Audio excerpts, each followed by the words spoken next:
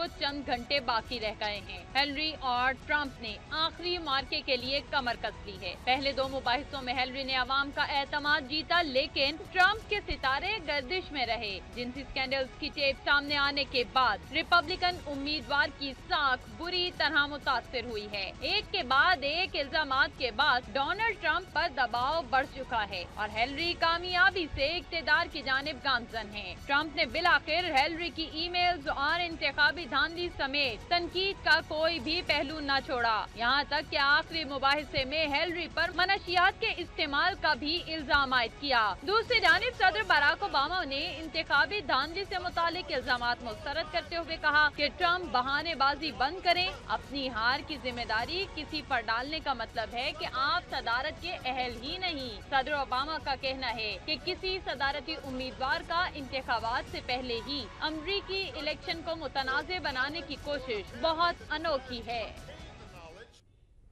ناظرین، امریکی صدر باراک اوباما کے اعزاز میں آخری عشائیے کا اہتمام کیا گیا۔ اٹلی کے وزیر اعظم اور ان کی اہلیہ مہمان خصوصی تھی۔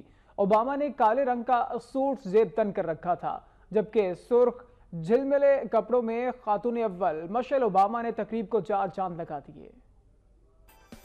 امریکی صدر باراک اوباما کے وائٹ ہاؤس میں چند دن باقی رہ گئے ہیں۔ اسی مناسبت سے اوباما کے آخری اسٹیٹ ڈنر کا اہتمام کیا گیا۔ اطالوی وزیر اعظم اور ان کی اہلیہ نے بطور مہمان خصوصی اس تقریب میں شرکت کی۔ اوباما اور مشل ان کا استقبال کرنے کے لیے آئے تو دونوں نے ایک دوسرے کا ہاتھ تھام رکھا تھا۔ امریکی سیاستدان بھی صدر اوباما کے آخری عشائیے میں شرکت کے لیے موجود تھے اور باراک اوباما کے 8 سالہ دور حکومت پر اپنے انداز سے رد عمل کا اظہار کیا۔ عشائیے میں میوزیکل کنسرٹ کا بھی اہتمام کیا گیا تھا۔